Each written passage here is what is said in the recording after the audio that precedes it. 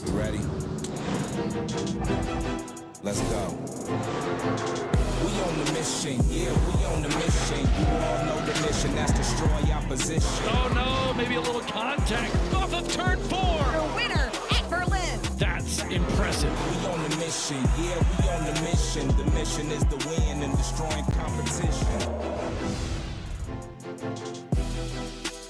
Welcome back to the Snacks 200 at Berlin Raceway. As the field begins to roll off on their parade and pace laps, we will see how tonight's race is going to unfold, as this racetrack has proven to be electric in years past with the ARCA Menards Series. Earlier on this afternoon, General Tire Polo Work qualifying took place, and the most recent winner at Berlin Raceway was able to snag the top spot. Yeah, William had a pretty good gap on the field in practice, a lot closer in qualifying, about a half, a tenth of a second. As a matter of fact, he had the same gap over second that was separated second through sixth. 5 cars separated by a half a tenth of a second. That may give us a hint as to what's in store here tonight.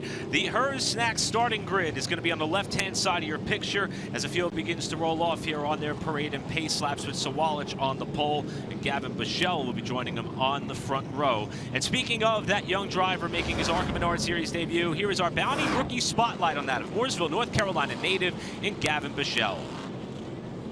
I've actually watched him race at Millbridge. He races all sorts of different vehicles. Got his start in karts way back when, and now he runs everything from sprint cars, midgets, and getting his feet wet a little bit in some late model cars. And this will be his first ever ARCA Menards Series start here for Venturinis. Spoke to Gavin earlier in the week, and he said that the experience he had here in the super late model race, the Money in the Bank 150 a couple weeks ago, gave him a sense of comfort coming into this debut, and I guess that shows with that front row appearance as he will be lining up alongside of Sawalich for the start of this race. Yeah, he had a top 5 finish, and that was a really strong field of cars here, and a couple Cup drivers in that field as well. So Michelle and Sawalich going to be on that front row, and Sawalich the pole sitter, Andres Perez the point leader alongside of his teammate and that of LeVar Scott. And Sean Hagnerani, as you mentioned off the top, Phil, the reigning ARCA Menards Series West champion, back in ARCA Menards Series competition with Venturini Motorsports, and he is certainly someone we are going to keep our eye on. Yeah, he's running for the West Series Championship once again. He's actually second in points right now. They've had 4 races, and he's driven for 3 different teams during those 4 races. Let's take a look at our track description. 7/16 paved oval, that means it's a small half. That's what we call it in racing. You see the turns are banked at 13 degrees. Our front straightaway is banked at 9 degrees, and this track opened back in a great year in 1957. So much history as far as how this race goes. And Phil, our race analysis, 200 laps, just under 88 miles. Yeah, see, we're going to have 2 race breaks on or near lap 75 and 125. You see our winner last year was William Sawalich, and our first winner back in 1958 was my brother Benny's arch rival back in ARCA, Les Snow.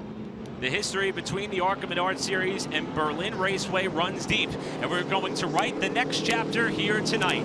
William Sawalich, defending winner at Berlin, alongside a driver making his ARCA Menards Series debut in Gavin Bichelle. Green flag is in the air. The Snacks 200 is underway from Martin, Michigan. Sawalich elected the bottom side on the front row, and he's going to go to the lead, while the points leader, Andres Perez, in the 2, inside of outside front row starter Gavin Bichelle in the 55 in the battle for second, as Sawalich leads lap 1. A couple of interesting parts of this racetrack. No outside wall on the backstretch, and also you will see these drivers come down below the racetrack on the apron as they exit turn 4 right next to pit wall. Drivers oftentimes don't really get a break here. We may call it a front or back straightaway, but these drivers are going to be working that steering wheel all night long, as is Sean Hagnerani inside of his Venturini Motorsports teammate Bichelle to try to move up to 3rd. Great side-by-side battle here. First start of the year for Venturinis for Hagnerani as well as Bichelle. Hagnerani has that 2nd spot. Hagnerani called this a bit of a homecoming for him to come back to the Venturini stable for not only this race, but 5 more that will be split across the ARCA Menards Series and the ARCA Menards Series West as well, as he gets up into 3rd, with Bichelle now falling back into the clutches of LeVar Scott, who looks inside, and they almost come together off 4. Ooh, look at the lap cars already. They're having to drive around the lap cars. That allowed Bichelle to ease out in front of the 6 of LeVar Scott. But LeVar Scott's showing some strength early here in that 6 car. Good job by the leaders to get around Chris Golden and Dale Scherer, who almost got together in turn 1 about a lap ago, and that's going to allow Bichelle to pretty much stop the bleeding at this point after starting second and falling back to fourth ahead of that of LeVar Scott. Here's the lead in which Sawalich has been able to build up already, Phil, almost 1 second, just 6 laps into this race. Yeah, watch the line that the 18 is running here. You see, drifts up a little bit, center of the corner, and dips back to the bottom. Doesn't really even get all the way out to the grass out there. But watch when he gets to the center of the corner. From the second lane, he'll just turn hard left if that car hadn't been there. He would have driven off right next to that inside wall. I've heard some people describe the exit of turn 4 as you get the car on the flat and you point it right to the flag stand coming off the corner to make it as straight of an exit as possible. And you can see Sawalich already in some pretty heavy lap traffic going around the number 31 of Tim Goulet. As we see this fight for fourth beginning to intensify again, and not far behind these two, you'll see another Venerini car in Toni Breidinger. And Phil, you pointed out she has had a tremendous climb up the championship standings these last couple of races. Yes, he jumped up to fourth. He's had a solid season, has had good pace. Last year was really a coming out party for Toni. Some strong run here. Had a top 5 finish at Berlin here. Iowa last year was one that I really felt like she really showed her stuff. Was running in the 3rd spot for a good part of that race. End up with a top 5 there as well.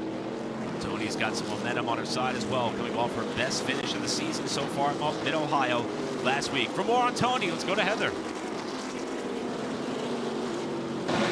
And Phil, you mentioned it. She jumped up 4 spots in the standings, and I asked her, how are you going to keep this momentum going? And she said, you know what, I'm really confident about the tracks that are ahead of us and coming up in the schedule. And she said also consistency is going to be key, which means finishing races without an issue. But I talked to Billy Venturini today, and he told me that Toni might be the sleeper for tonight's race. So keep an eye on the 25 to see if she can up that finish she got here last year of 5th. Right now, Toni's doing a really good job reeling in this fight for fourth. That just won't go away, with Michelle holding it to 55, LeVar Scott there in 5th in car 6, Toni Breidinger just behind there in that number 25. Yeah, her running this well on a short track is what really impresses me. And again, she did that last year. It's one thing as we see LeVar Scott trying to get that nose inside of the 55 of Michelle, but it takes so much technique on these short tracks with your feet and your hands and everything working together. And look at her, she's chasing down that battle. As you can see, one of the big stories tonight may be that of traffic. This battle up in the top 5 is having to weave its way around a handful of cars that have fallen off the lead lap. The lead for William Sawalich up to about 2 seconds as you see LeVar Scott and Michelle having to split Brian Roulette in the 12, with the battle continuing on the backstretch. I thought LeVar Scott was going to be able to make that move and make it stick, but Michelle got a little bit of momentum from the high side and stayed out in front. Going to allow Michelle to hold the spot in what was a thread-the-needle moment in this battle for a top 5 spot. Our first potential Reese's sweet move of the race. See, Ryerlet just held his line. He allowed both these drivers to get to the inside and the outside. But watch the momentum from the high side for Bochelle to stay out in front of LeVar Scott. Way down to the bottom of the track is that of LeVar Scott in order to thread that needle, as he was able to hold on to that position. As we come back here to see that the first caution flag is out on the night, and unfortunately is a car we just had our eyes on, in that of Ryan Roulette in turn 3. So Roulette will draw the first yellow of the night. We'll resort the field, and we'll come back here to the Her Snacks 200 right after this.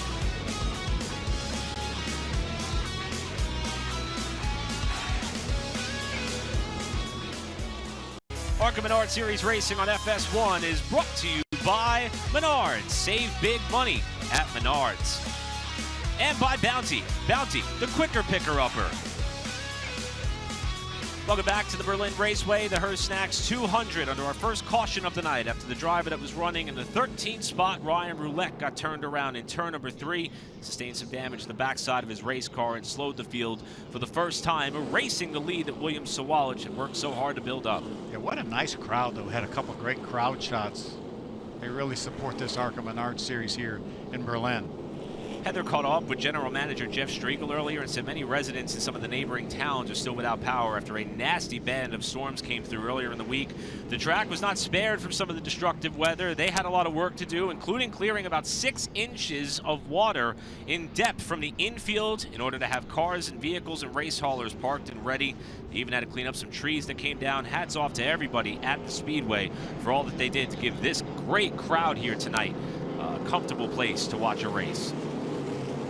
Newcomer on the front row for the restart. Sawalich on the inside of the 18, the race leader. Andres Perez to the outside of the 2 as they hit the restart line. And Hangnerani on the throttle as well inside of row 2 in the 20, trying to get up to second as we get back underway. A big advantage for Hangnerani to be on the inside of that second row. See, Perez thought about just fighting back to the inside, but right now Hangnerani has that spot, chasing down Sawalich. Talked about battles over the years between the 18 and 20 cars. We may be in store for another edition of that tonight at Berlin. Sawalich the leader, Hangnerani in the 20 in second, Perez third. And now we'll see what Hangnerani can do after starting in 5th spot with the car that has thus far been the dominator, albeit very early in this race. It really doesn't matter who's driving that 20 car. It just seems like the 18 and the 20 just gravitate towards each other. Right now, the separation about a half second for that of our most recent winner in the ARCA Menards Series and race leader William Sawalich. Here's a pair of teammates going at it. One of them, Andres Perez in the 2, has prior Berlin experience, while his teammate LeVar Scott does not. Scott also coming off of what was his first road course start at Mid-Ohio last week. He was able to finish relatively strong there in 14th spot, making it all the way to the finish. But now back on a type of configuration in which he is most comfortable with. He cut his teeth on a lot of short tracks, albeit a lot of them of a different surface. He's a former dirt racer, is that of Scott. In fact, he still runs some dirt races at Millbridge.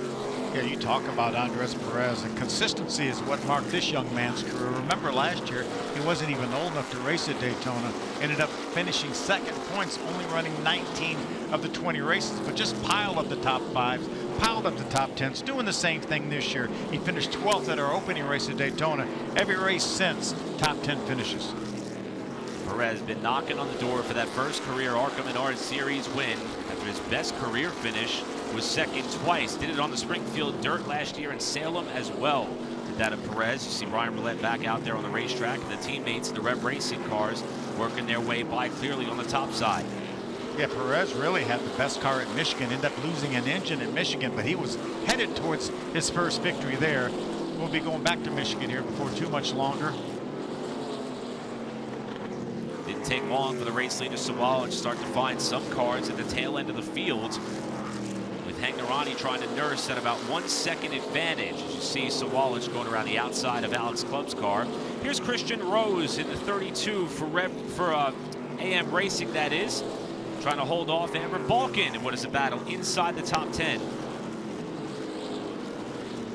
Yeah, Christian started out really strong this year, had a top 5 finish at Daytona.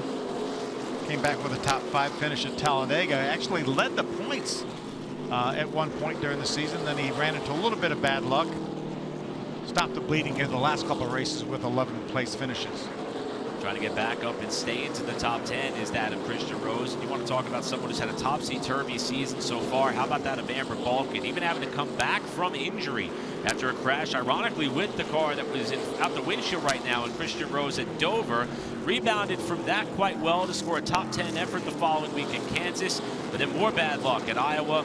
And 16th last time out at Mid-Ohio for that of Amber Balkin, who runs in the top 10 right now, but looking for a spot there on Rose, who also split some traffic and won. Yeah, this traffic has been pretty strong for all these competitors. So far doing a nice job navigating the traffic is Amber Balkin and Christian Rose. Fortunately, that cost Amber a little bit of time there in that fight for the 9th spot, as she's fallen about a second off of the back bumper in the 32. Trying to regroup and hope to do it again or fight further forward. William Sawalich is setting such a torrid pace. It's not going to take long before he catches some of us, possibly some of our top 10 runners here if we stay green. Even though Sawalich has only run 4 races so far this season in the ARCA Menards Series, 2 of which, of course, he won, Phoenix and Mid-Ohio, he came into this night as the driver who has led the most laps over anyone anyone else in the series with 185. And so far, he just continues to add to that total, does that of Sawalich. And I think the bad news is, Phil, he's starting to come back to some of these venues that he's already been to in 2023. And of course, here he went to Victory Lane. Yeah, and you talk about his speed, his consistency is what's been amazing as well. 17 career starts here in the ARCA Menards Series, 15 top 10 finishes. He got wrecked at Dover earlier this year. Is one of those finishes in his very first ARCA Menards Series race at Phoenix. He actually sat on the pole and got involved in an incident and did not get a top 10 finish there. But consistency is the key to this young man. See Sawalich catching number 10, Sawyer, Michigan's Matt Kemp, in what was pretty much a last-minute deal. I was talking to Matt during the week, and he said that Andy offered him the opportunity to get behind the wheel of this race car. He's just now falling a lap off the leader, but he did run this race last year and picked up a 13th place for that of Kemp. Happy to see him try to make the most of his opportunity. Series starter, ARCA Menards East started Rock. Had a 6th place finish. A dwarf car competitor. He's championship in their series, which is based here up in Michigan, Indiana. He's won half over the last 2 years and a champion in 22 and 23. Talk about drivers getting their hands on absolutely anything to race. Matt Kemp certainly puts that on a pedestal as far as being a dwarf car champion with his experience in this part of the country. Sawalich continues to lead over Sean Hagnerani, Andres Perez, LeVar Scott, your top 4. More action from Berlin coming up.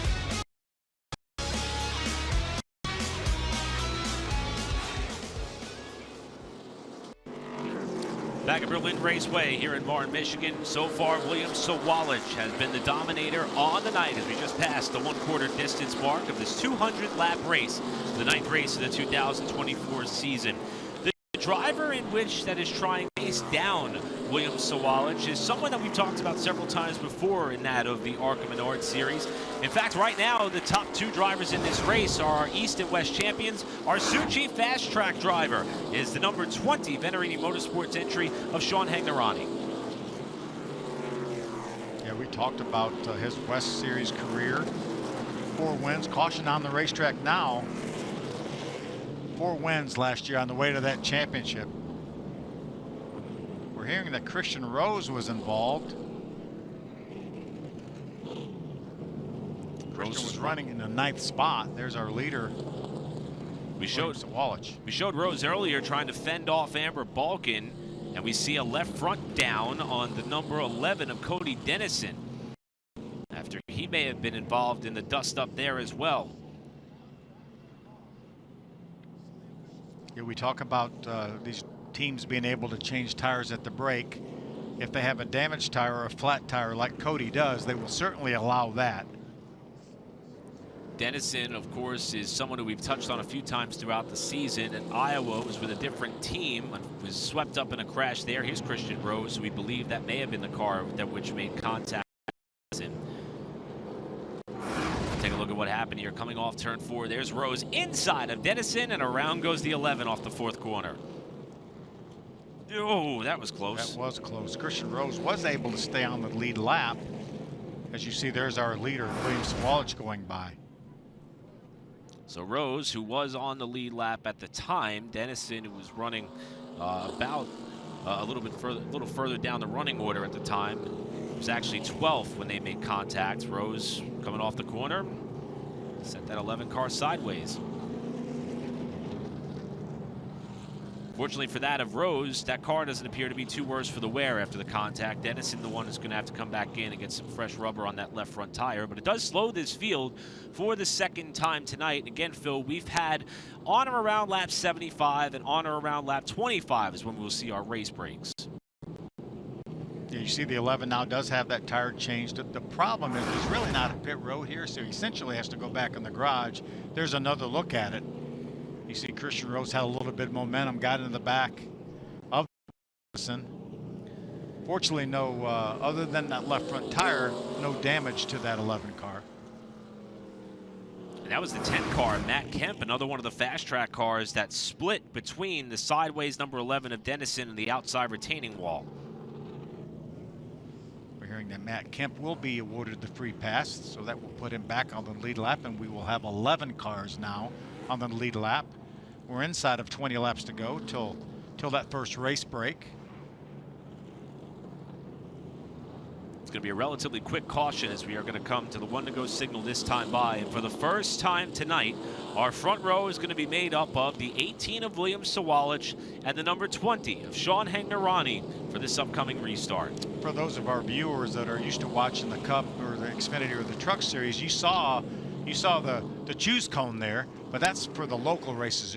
They do not choose. The leader has the option of starting on the inside or their outside. Everyone else has to fall in line wherever they are running. Similarly, there is no restart zone like you may see in some of the other motorsport series as well. There is a restart line identified by 2 red lines in the outside retaining wall. The leader must be the first car to hit that point on each restart, which right now is going to be Sawalich on the bottom, Hangnerani up top as we're back underway at Berlin. And now it is Andres Perez trying to fill the void to the inside of the 20 car. What is a battle for second off 2. That's how the 20 car was able to get that second spot from Andres Perez on the previous restart. Andres Perez is going to try to take advantage of starting second on the inside row to take that second spot back. All the while, Sawalich already has about a 2-car length lead built up over that battle for second. Here's the fight for fourth. These two have pretty much been locked together all night long. Gavin Michelle on the inside, LeVar Scott outside in the 6. Scott's pretty much held that spot for the last handful of laps, with Michelle trying to keep the fender inside, and now he just about draws even with Scott in 1 and 2. This driver's doing really a nice job racing side by side, not making contact. LeVar Scott hanging in there well on the outside. You saw the 55 of Bochelle get a little bit loose up off the corner, but still drives it hard down into turn number 1.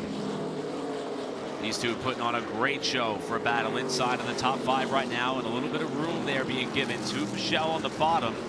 Scott trying to give him enough running room should that 55 slide up wide. And Scott gets a good run off the corner. Now Michelle sends it in there. They just about, Phil, I don't know if they touched, but they came awfully close. Yeah, he drove it in there at least a car length deeper than he had before. But Scott's going to be able to hold on to that spot, at least for the moment. And look at what this battling is doing. It's allowing Tony Breidinger to close in. It's allowing Chris Wright to close in the number 15 car. This is 4th, 5th, 6th, and 7th, all kind of knotted together on the backstretch, trying to fight it out in what may be a 10-lap run from here to our first race break. You can see this 3rd place battle has lost touch, or 4th place battle, excuse me, has lost touch with the top 3. That's when Bochelle's just sending in the corner. I'm not even sure they touched there, though, Eric. It was certainly close, but I agree, Phil. I think they may have been able to stay off each other, at least for now. The battle starts to simmer down a little bit, with Scott having about a car length to work with over that of the number 55 of Michelle, as we see Sawalich, who has led every lap so far tonight. But boy, is he in a wad of traffic as he goes around Tim Goulet in the 31, Alex Clubb in the 03, and Matt Kemp, who just got back on the lead lap, trying to stay there to the race break, with Perez trying to make up the most that he can with this traffic engulfing the leader. Here's the battle for second. That's Perez, the 2 car in second. Hangnerani, the 20 car in third. We're inside of 10 laps to go to that race break on or near lap 75. Good corner there for Hangnerani. Gained some ground on Perez. Matt Kemp, you were talking about in that 10 car for Fast Track Racing.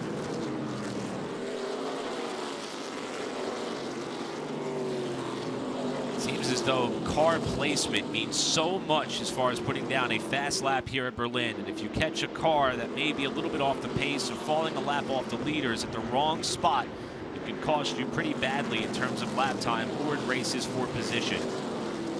Yeah, I've been watching this scoring monitor, and naturally the 18 car is typically the fastest car on the racetrack. But when he encounters lap traffic, there are times when he's not even in the top 5 of fastest cars on the racetrack. We talked about Gavin Michelle having some experience here by running the Money in the Bank 150 not that long ago. How about Chris Wright? He too is someone who came out with a super late model, picked up a top 10 effort there, finished 8th. And he said that also has given him some confidence. I got to talk with him a little bit earlier this week, and he said that was pretty much his first look at this racetrack. and it's given him enough of a boost to come in here tonight, hoping to put together a very good run. And he was really looking forward to this race after coming home with that top 10 effort. And that's one of the two big races they have. The Battle of Berlin is coming up as well in about a month or so's time. Yeah, they do a great job promoting racing up here in this part of the country. Right now, Wright is working over the backside of not one teammate, but two that is out the windshield. Tony Breidinger up the road of the 25 and the 55 of Gavin Bell, which will get right into 5 should he be able to pass the cars that are just up.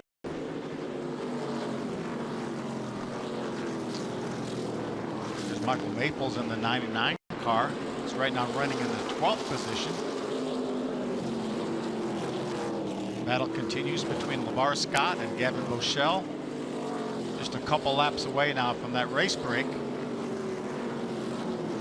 Remember, these teams will be able to put fuel in these cars, be able to change tires. Change 4, they only get 6 for the race. Most of the crew chiefs told me they will put 2 tires on now. They'll save those 4 new tires for the lap 125 break. Should be a 75 lap run to the finish after that second race break. Battle is literally go right up to our third caution of the night and our first scheduled race break. With Williams College having been the dominant car all night, Andres Perez, Sean Hagnerani, your top 3. So Wallace looking for back-to-back wins in the ARCA Menards Series. Led all the way thus far. We'll be right back after this.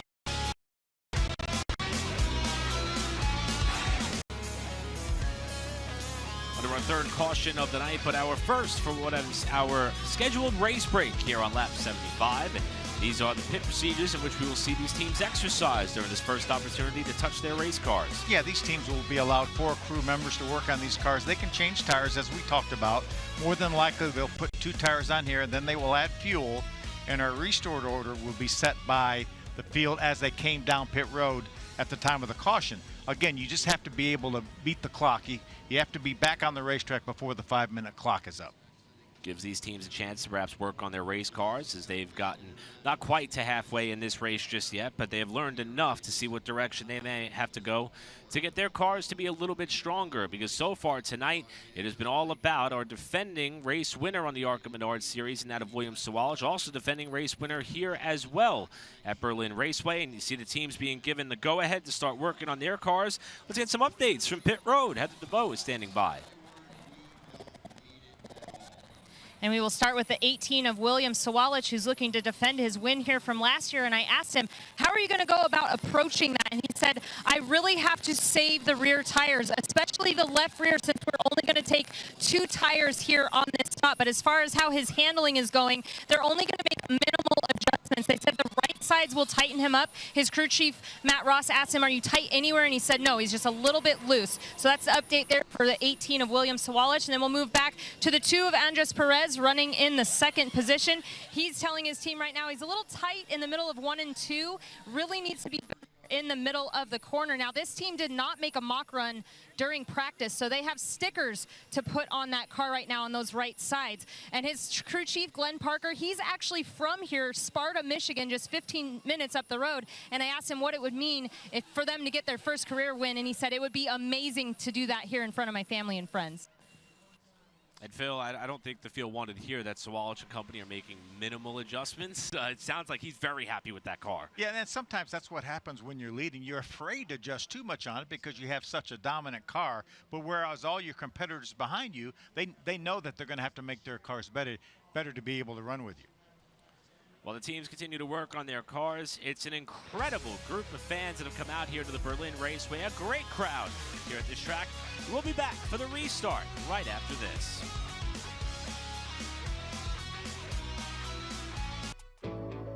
The ARCA Menards Series, we've got it all.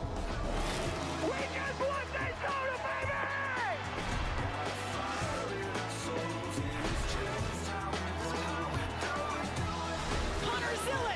Gets it done in Dover. Checker flag's waving. Good job. Way to defend that one, man. There is the checker flag. The 18 is your winner. The quick summary as to how we got here, with this being round number 9 of the 2024 ARCA Menards Series, the Her Snacks 200 here in Warren, Michigan at the beautiful Berlin Raceway, wrapping up our first scheduled race break of the night with William Sawalich, who, as you saw, already collected 2 checkered flags on the season so far, essentially being the dominant car at this point in the race. You see the cars being staged on the racetrack in turns 1 and 2. In which they came off the pit lane, getting set for the restart with the sun beginning to set in front of this beautiful crowd at this beautiful facility. Yeah, so let's see if any of these teams have been able to make some adjustments to run with that 18 car. You know, we talked, Eric, at the top of the show about these 6 races, these 6 short track races remaining half of our schedule. Time for somebody to maybe make a statement.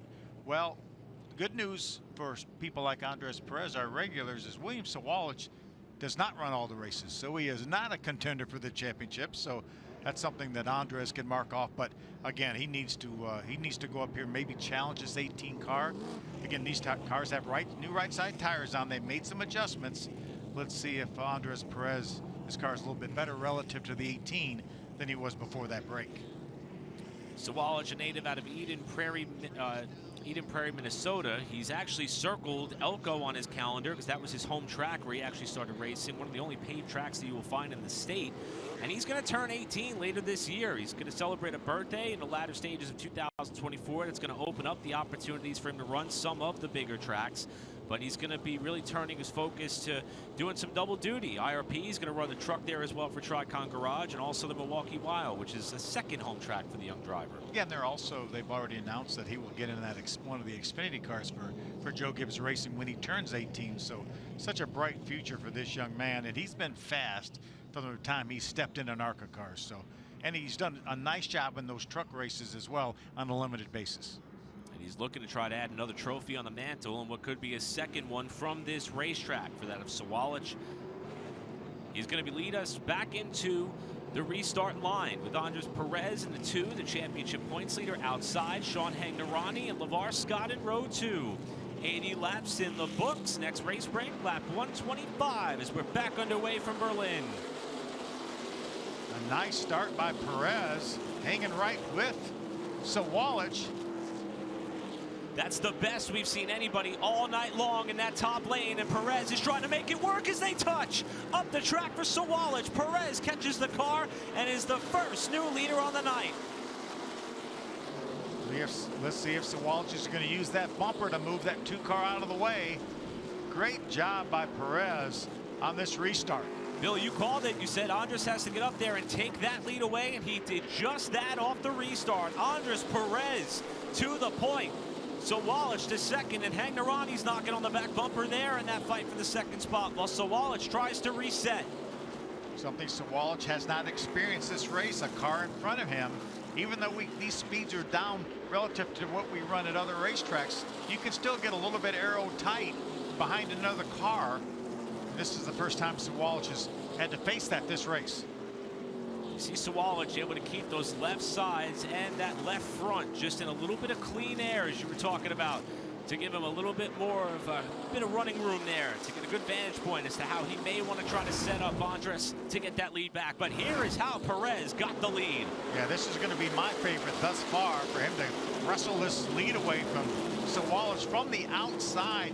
Definitely not the preferred line, but a nice bite off the corner there for the 2 of Perez, and there's contact on that replay.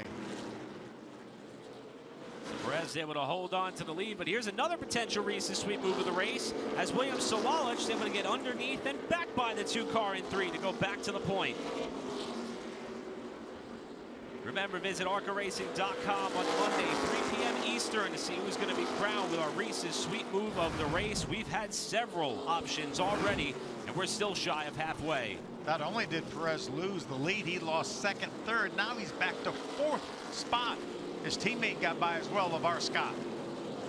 Now we've got a pair of our regional ARCA Menards Series champions in the top 2 spots. William Sawalich, defending East Series titleist. Sean Hagnerani, defending West Series champion, running 1st and 2nd, with LeVar Scott trying to play the role of the spoiler, also searching for what could be his career ARCA Menards Series win in 3rd.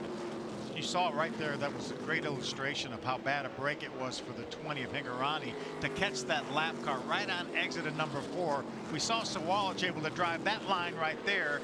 Hingorani had to drive around the lap car, and that cost him at least a half a dozen car lengths. And that could happen at any point in the race, and it could erase the deficit in which Sawalich has been able to build because of that moment. As you see Scott here now on the tire tracks, the 20 of Hingorani trying to get up to P2. I tell you, it looks like that 6 car of LeVar Scott is better than it was before that break.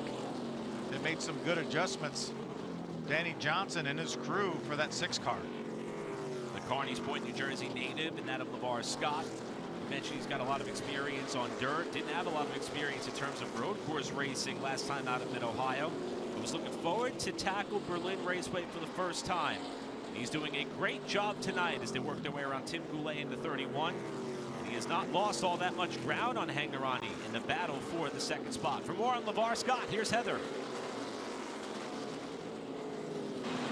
And in order to get help around this racetrack, he leaned on Daniel Dye, Raja Karuth, and his teammate Andres Perez for what to expect and which lines to run. Also, his crew chief, Danny Johnson, he called Josh Williams, who used to race for him back in 2016, and they won here in the ARCA Series together, and he said, hey, I need some help with setup for this week. So Josh Williams chimed in as well to help the 6 team in their efforts tonight. Well, Eric, I believe it worked. He looks like he's has a pretty darn good car right here. Started in 4th, running 3rd, looking for more. Sawalich back to the lead, approaching halfway at Berlin.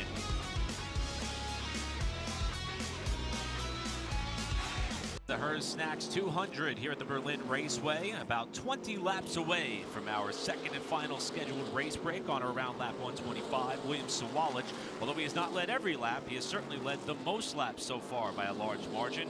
After losing the lead to that of Andres Perez, he was able to wrestle it back and continues to hold the point. Phil, one of the drivers we've been talking about, not only climbing up the point standings, but also putting together really solid efforts, is that 25 of Toni Breidinger. Yeah, she got her first top 5 of her career here last year with a 5th place finish. As I talked earlier, she had some really solid runs. Finished 3rd at Kansas on the 1.5 mile, but really doing a nice job here. Look who she's racing with. That's Andres Perez, Gavin Bochelle right in front of her. Andres Perez, our point leader. Gavin Bochelle, one of the most promising newcomers that we have probably in racing today. And there she is holding her own with them. Really doing a nice job. Really impressed with her. Currently ahead of that of teammate Chris Wright. Daytona winner Greg Van Alst, who's 2nd in points. Christian Rose, Amber Balkin, your top 10. For more on Toni, let's go to Heather. And even the top 5 finish here really helped Toni with her racecraft, but she told me running Flat Rock just a few months ago actually helped her more because that race was more recent. She got a top 5 finish there, and she said she's confident she can do it again tonight. But I also checked in with her crew chief, Caden Lapsevich, and he said, we're really good here. We have really good speed. The one thing he does want her to work on is executing through lap traffic. That's a great point, Heather. And Phil, as we mentioned earlier tonight, even though some of these drivers haven't run on a track like this on the ARCA Menards Series side, some with East and West experience, they've been able to take some of that knowledge and put it into not only this race, but the few that we've got upcoming as well. Yeah, and when Heather was talking about Flat Rock, that's where I grew up. I grew up about 30 minutes from that racetrack in Flat Rock, Michigan. And I don't know that there's a racetrack anywhere on earth that's like Flat Rock. This does have some similar characteristics, but Flat Rock is all its own. A lot of lessons to be learned there, I'm sure. And Toni's brought him right here to Marne, Michigan, with Sawalich still the leader, but in the mix still with some traffic. That 31 car that he's passing, Tim Goulet, they're actually en route to Irwindale for the pair of ARCA Menards Series West races that are upcoming for he and that team. Done a great job putting things together. Now we're starting to see the leader lap up into the top 10. That's a battle for position out the windshield. The 35 of Greg Van Alst, the 32 of Christian Rose. That's 8th and 9th respectively. They're not going to yield like some of these cars may have been all night long, as they want to stay on the lead lap, especially with that race break coming. Yeah, so important for these drivers to be able to stay in the lead lap. I don't think Christian Rose is going to be able to hold off the 18. He's not. Right now he's in the free pass position, but if the 18 of Sawalich is able to get by Greg Van Alst in the 35, then that would lock him 1 lap down, and that's not something you want to do here. Here's the battle for 4th position. We've got Andres Perez and Gavin Bochelle fighting things up while we were watching the leader thread the needle. Here's Bochelle and Andres Perez, we've seen this before, splitting Ryan Roulette in the middle of the field, this time on the backstretch. That's the second time Ryan Roulette has been split in this field. But it took all the momentum that Bochelle had away. Now he's going to try to get inside of Perez once again. Again, we're only about 10 laps from our next race break. And I know Bochelle would like to get this pass done because he has Tony Branger right behind him as well. Seen a good bit of respect between these two as Perez will concede the spot. I spoke with Gavin during the week, and he could not express his gratitude towards all the folks at TRD for putting this deal together for him. He's not necessarily sure if he's going to have a chance to run any more of these particular races, but he does plan on running many of the Crown Jewel Super Late Model races left in 2024. But Gavin was just elated with this chance, and he's doing everything he can to make the most of it tonight. Well, Toyota does such a nice job giving young drivers an opportunity. We've seen Isabella Robusto be extremely impressive in her opportunities, and she's going to get a couple more opportunities here as well. Gavin Bochelle, just the latest in the long line of Toyota drivers that they're giving an opportunity here. Talk about busy racers. This driver, dirt, pavement, Trans Am, you name it. Was under the tutelage of dirt driver Kevin Swindell for several years, and now very happy to be in the Venturini fold, as he told me during the week. We're hoping to see Gavin out here for more. As Sawalich had that lead up to about 2.5 seconds. The traffic kind of cut it down to a 1.5 seconds. Now it's some clear running room. He's starting to extend the margin over Hangnerani. We're about, give or take, 5 laps away from that expected caution for the race break. Yeah, Van Alst was unfortunately put a lap down, so he now is in the free pass position. Chris Wright is the next car that would be in front of Sawalich, but I think he's far enough ahead that he will not get lapped before this race break coming in about 5 laps. This race starting to have a bit of a similar feel to what we saw here 1 year ago. We didn't have that many cars in the lead lap at the finish, but it didn't stop the race from ending in dramatic fashion, where Sawalich was pretty much on the other end of a dominating battle. It was Jesse Love who led the most laps by a large margin, and Sawalich was able to sneak up there, nudge his way by, and steal it late to grab that first career win. Yeah, we didn't think anybody was going to be able to touch Jesse Love last year, but as you mentioned, that traffic late in the race, he got to him with a couple laps to go, put the bumper to him, moved him out of the way, and was able to go ahead and grab that first career victory. So Sawalich going by Michael Maples in the number 99 to put him another lap down. Maples, someone else who's committed to the full-time ARCA Menards Series slate in 2024 with Fast Track Racing, as Sawalich is trying to just make it around a couple more laps to get to that point where he knows they will get a last chance effort to work on that race car, as will the rest of his competition. There's that third place running LeVar Scott there in the 6th car. That battle for second kind of simmered down for just a little bit between that of Sean Hangnerani and LeVar Scott. Sawalich puts another lap on the board. We should expect to see the yellow potentially right about now. 4th caution of the night, second for our race breaks, and this will be the final time we will see a yellow for such cause, with William Sawalich having led 119 laps tonight, and he's going to try to hopefully lead the rest of the way. One last chance for the race teams to work on their cars. We'll be right back. It's the summer of stars and stripes as Christian Pulisic and Team USA continue their quest for Copa America glory when they take on Uruguay this Monday. Pre-game coverage is going to start at 8 p.m. Eastern, with the game kicking off at 9, only on FS1. Yeah, after that close loss to Panama, it's a must-win for the USA on Monday to make the round of 16. Good opportunity to grab a couple of bags of Hers snacks and kick back and relax on a Monday night and watch some soccer. Second and last opportunity for the race teams to adjust their cars. For an update down trackside, let's go to Heather. And there's been an unexpected change for the team of Venturini Motorsports. Their defending championship-winning crew chief Shannon Rush has left the team this week after 6 years with them. So they had to do some swapping around. So the 55 team and Kevin Reed Jr., that crew went over to the 20, and now he will be crew chiefing the 20 the rest of the season. And then they called up his dad, Kevin Reed Sr., to work as the crew chief for tonight's race for the 55 of Gavin Bochelle. Now, all of those teams with Venturini are currently running in the top 10. And when I talked to Billy Venturini, he said it's business as usual for us. We are here to win. It got away from us last year, so we want some redemption. But right now on the handling of the number 20 of Sean Hangarani, he's currently running in second, and he told the team he's pretty good. He said he feels like it could be a little bit better in cutting the center of the corner, but so far pretty happy with that race car. And then the 55 of Gavin Boschel, he said he needs help on entries just a little bit but once he got into his rhythm, he got better. But his crew chief, Kevin Reed Sr., said, one thing we got to do is clean up the restarts. That's where we're getting our tails kicked, but you've been doing really great in traffic. Yeah, Kevin Reed Sr. now certainly has the credentials. It was a great coup by the Venturinis to be able to get Kevin. He's been doing a little stuff part-time. He was with Mason Mitchell, who ran at Iowa just a while ago. He was his crew chief when Mason Mitchell won the championship here in the ARCA Menards Series. So it's a great benefit to be able to get somebody of the caliber of Kevin Reed Sr. As Heather said, all of their cars right now running inside the top 10, with Sean Hangarani the highest runner in the second spot. Fans getting ready for the last stint of the Her Snacks 200 coming up.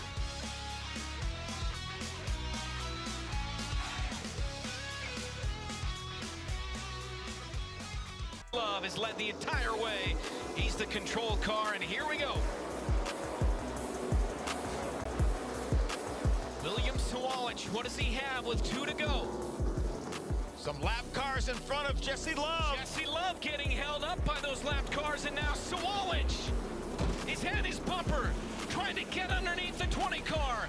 William Sawalich off of turn 4. Fire behind the left front of the 20 car. He's led all night long, but it's William Sawalich with a late move on the final lap. The 16-year-old wins.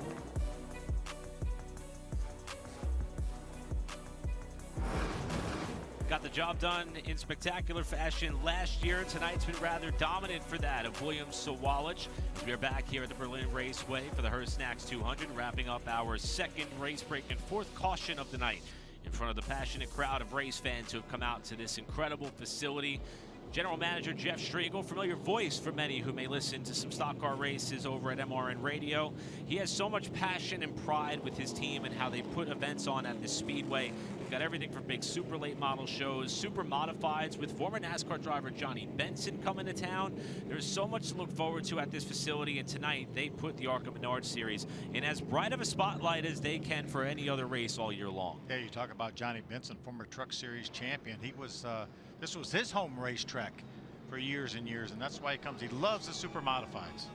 See some of the fans enjoying that. Johnny Benson, part of what is a who's who in terms of the Berlin Raceway Hall of Fame. Bob Seneker, who won his first career ARCA race here, part of that Hall of Fame. Butch Miller, Johnny Benson Jr. and Sr. And just last year, they unveiled an 8-foot tall by 120-foot wide Hall of Fame wall at the racetrack that fans could walk through. And each and every year, they continue to add the champion from their premier division. As you can see, these fans are ready to see how this race is going to pan out. We've got Hangarani's going to start to the outside of Sawalich. We saw Andres Perez wrestle the lead away from Sawalich on that last restart. Let's see what Hangarani can do. Hangarani on the outside in that 20 car, reigning ARCA Menards Series West champion. Inside, William Sawalich, the race leader, reigning ARCA Menards Series East champion and most recent winner in the ARCA Menards Series at Mid-Ohio 1 week ago. Row 2 is going to be that of LeVar Scott in the 6, Gavin Boschel in the 55, Tony Breidinger rounding out the top 5 as we get set to go. 70 laps to settle it from Berlin as Sawalich brings us back down to green. What a great jump by Sawalich. He wasn't going to get caught with somebody to his outside this time. LeVar Scott tried to keep the nose inside of Hangarani to have a chance to fight for second. Now he's going to get kicked up to the top groove by his teammate and Andres Perez in the fight for third. You know, Andres Perez started off really well that last segment and then really faded. He was over 10 seconds behind our leader when that caution came out for the race break. Let's see if they were able to make some changes, undo maybe what they did on that first race break and get that car more competitive. How about Chris Wright getting up into the top 5 and maybe more? Almost got down below Andres Perez in what was a battle for fourth. This is the highest we've seen Chris Wright all night long. Maybe Chris Wright has been saving his equipment. Again, these All these teams have 4 fresh tires on these cars. See Chris Wright all over the back of Perez. Did he make a little contact? Might have had to kick him up but high enough in order to get inside to that of Wright, with Perez trying to hang on and fill. Unfortunately, second burst appears to be similar to the first. Perez struggling a handful of laps off the restart as he's fallen back to 5th. See Tony Breidinger trying to get inside Gavin Boschel. That is a battle for the 6th spot. Chris Wright is the guy that's on the move right now, up to the 4th spot. And while they stay wheel to wheel, the car just behind them, Christian Rose, is 1 lap down. Now Greg Van Alst behind them is on the lead lap. He got the free pass when the caution came out. Rose trying to get that here should we see a yellow. But these Venturini teammates are nearly rubbing sides in this battle for what is the 6th position. Nice run off the corner for Tony. She was down in the preferred line right next to that inside pit wall. Was able to grab that spot. Look at Christian Rose. They've made some improvements to that car as he tries to get inside of Boschel. That is not a battle for position. A little bit of contact, and that may have knocked the 55 off the pace. Looked as though that he may have gotten a touch from Rose as he tried to get by. And now the 55 of Gavin Boschel, who started on the front row in this race, is off the pace. It's like the right front tire may be down on this 55 car. Where the looks like a right side tire. He stays on the racetrack though. Bochel's going to try to keep motoring on here, as there may have been a little bit of a brush by Rose as he tried to get through and past Boschel in what was not a fight for position at the time. But again, Rose is trying to keep pace with the leaders, because should Sawalich get back up to put another car lap down, it would take him out of that free pass position. Yeah, definitely an issue for the 55 of Boschel, and he knows if he comes to pit road that he'll lose at least 2 or 3 laps just taking the time to get to pit road. All the while, clear of some of the midfield chaos behind him, William Sawalich has opened the lead up to over 2 seconds. Even though he lost that lead to Andres Perez on that initial restart following the first race break, he nestled into a bit of a groove, was patient to get the lead back, and he has continued to flex his muscle pretty much all night long. Sawalich still in command coming up on the final quarter of the Hearst Snacks 200 from Berlin.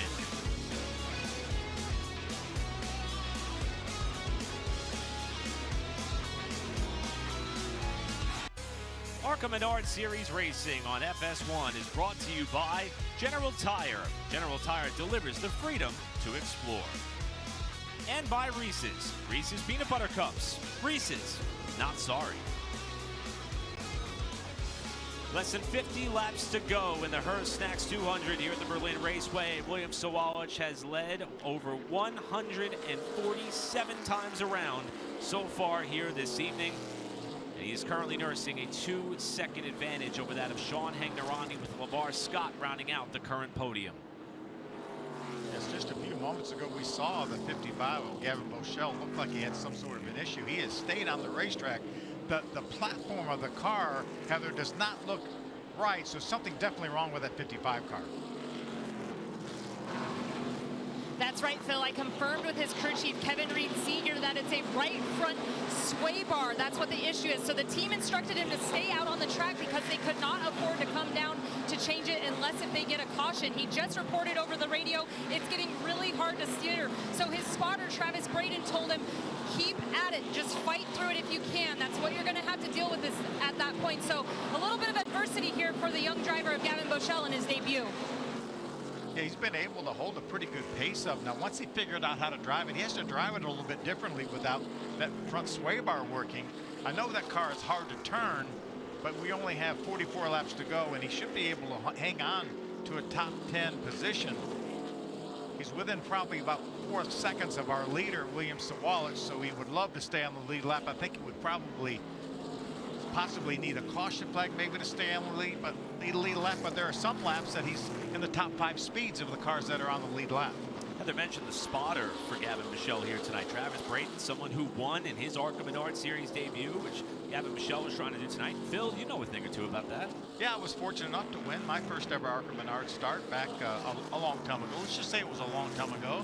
And that was the one and only race that the ARCA Series ran at North Wilkesboro Speedway in North Carolina. Brayden getting his win at IRP back in 2015. Michelle's going to need a little bit of help to try to do that here tonight.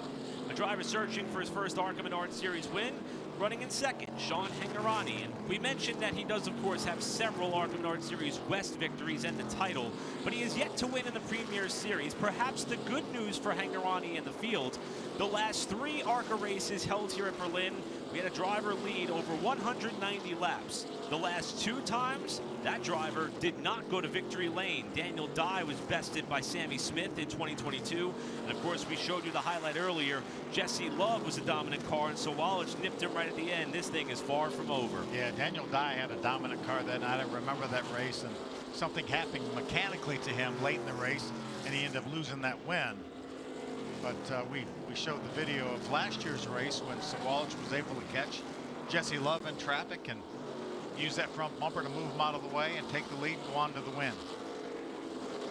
Sawallich now nursing what appears to be his biggest lead so far of the night, in excess of about 3 seconds. But as we touched on several times, sometimes traffic or catching a car in the wrong spot could be so detrimental to that gap. And Sawallich is hoping that he can hold a pretty wheel to try to get to the finish. Greg Van Alst got the free pass on the last race break caution. He's been able to stay on the lead lap so far and running in 7th. Yeah, pretty solid effort. The car is actually a little bit better than it was, but holding down that 7th position is he comes into this race 2nd points, and the guy in front of him is only 2 positions in front of him. So it looks like it will be a pretty decent point night here for Greg Van Alst. He told Heather earlier during the day that he felt like he really needed to make some hay in these short track races because that's his background, short track racing. Greg has stated publicly he's aware that it's going to be difficult to close up that championship gap to that of Andres Perez, but he said it because he's aware of how good Perez and that team has been. But we mentioned the short track run that the series is about to be on, kicking off here at Berlin. There may not be anybody looking forward to the stretch of the schedule more than that driver right there. Yeah, that's exactly right. 4 short track races in a row, this being the first of 4. Holding down the 7th position ahead of Gavin Michelle, who runs 8th, the last car on the lead lap. 8 cars still on the lead lap, with Sawallich continuing to lead out front, inching closer to about 30 laps to go in this race.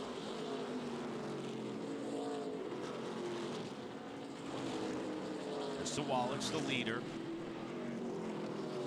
doing a real nice job of just maintaining. He pulled out to that lead and then just, I think he's just running a nice pace. He's getting ready to catch Gavin Boschel in the 55 car.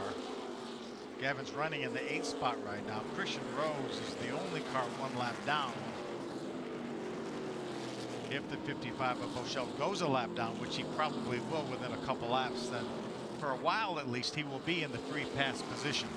But Heather, that 18 car is set in pretty torrid pace. Yeah, he's doing a great job so far going for that 2nd win, which he really wants here at Berlin Raceway. But a fun fact about William Sawallich, those that may not know, he actually really loves music. Every time I go up into the hauler to talk to him, he's got a different song on. Last week, it was Ice Ice Baby. Today, it was Bust a Move. So I think he might be singing that song in his head right now. He's busting some moves, isn't he, Eric? Absolutely, and he's hoping to do so all the way to the finish. The sun has set here, and the lights are coming up in Berlin. William Sawallich trying to seal the deal. Win her Snacks 200.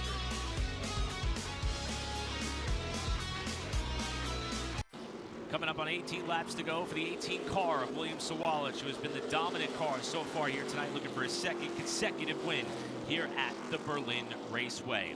A very special story in the field tonight involves the number 12 car of Ryan Roulette. Now, through his VFW partnership, Ryan and his team continue to bring members of the organization to races. He also has a task of getting some of the servicemen and women to lend a helping hand on his car on race nights. Well, tonight, they've got a stacked crew.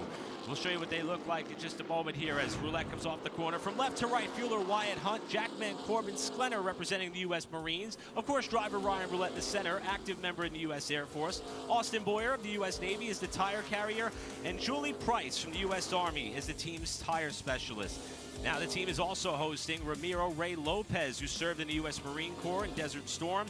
Has been a part of the BMW for 28 years. He's holding the pit sign tonight. Just an incredible story and initiative, especially on the heels of the 4th of July holiday. And even though it's not been the night in which Ryan and company have wanted, I guarantee you that all of those servicemen and women are having a blast. Yeah, just so nice for him to do that. Great battle on the racetrack. You know, this is a battle for the 4th spot with just 15 laps to go. That's Chris Wright, the 15, and Andres Perez in the 2. Chris Wright, who has worked his way up into the 4th position here tonight. You mentioned he is one of the 2 drivers in the field that came out here for the super late model race about a month ago. I think it's paying dividends too, because he has definitely gotten better as this race has worn on. His best finish this season was a runner-up effort at Talladega, finished 4th at Kansas a handful of rounds ago, looking for his 3rd top 5 and 4th top 10 on the season. As he came into this race 6th in championship points, looking to try to climb his way up into the top 5 in standings. He's doing a great job holding off the points leader right now. If Perez would like to grab that spot, remember, Perez will get a bonus point for leading a lap when he was able to wrestle a lead away on that restart from Sawalich. The ARCA Series awards points for leading laps, awards points for pole positions, and awards points for leading the most laps. And I think Sawalich probably has the most laps led point locked up. By a considerable margin. Aside from the 6 that Perez got earlier, as we come to the line with 10 to go, Sawalich has led the rest. You have to wonder if Sawalich has 2023 in the back of his mind. We mentioned the dominating effort that Jesse Loeb was putting on when Sawalich caught him through traffic in order to pass him coming to 2 to go and end up taking away the win in that race. I would imagine that's some additional incentive for Sawalich to continue to focus forward, especially as he starts to catch some cars. They're going to have a little more pace than some of those he's been lapping throughout the night. Tony Breidinger is not that far up the road of the 18 car right now, as Tony runs in 6th spot, trying to stay on the lead lap to the finish. Yeah, I think the important thing right now for Sawalich is he doesn't certainly want to cause any issues himself. He has Christian Rose, who right now is being shown 2 laps down, but running in the 9th spot, and Tony Breidinger. He doesn't need to push the issue as we continue to watch this battle for the 4th spot between Chris Wright and Andres Perez. See Chris Wright's car getting a little bit loose as he gets back to the gas. Might be in some uncharted territory for some of these drivers and teams in terms of handling characteristics of this race car, or of their race car. This is probably going to be about the hardest they've pushed all night long in this last stretch to the finish. With Sawalich out in front by over 4 seconds, this is the best battle on the racetrack for the 4th position. It's been all Sawalich, though, other than that brief period where Perez was able to wrestle the lead away as we come down to 5 laps to go, Eric. 5 to go, and 2nd spot is still in doubt. Here's LeVar Scott diving to the inside of Sean Hagnerani for the 2nd position in turn 1. Wow, what a strong move by LeVar Scott, looking to get his best career finish here in the ARCA Series. His best finish was 4th at Dover earlier in the season. And for a driver who has not been to Berlin before, leaning on the tutelage of drivers who have had success here in the past, LeVar Scott has figured this place out pretty quickly.